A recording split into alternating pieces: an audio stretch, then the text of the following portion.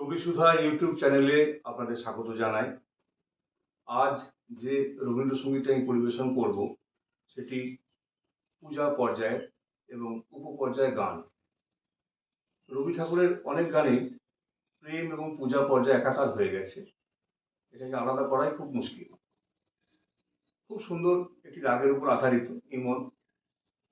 দাঁড়িয়ে আছো তুমি আমার গানের ওপারে। আশা করি আপনাদের ভালো লাগে। দাঁড়িয়ে আছো তুমি আমার গানের ওপারে, আমার সুরগুলি পায়ে চরণ, আমি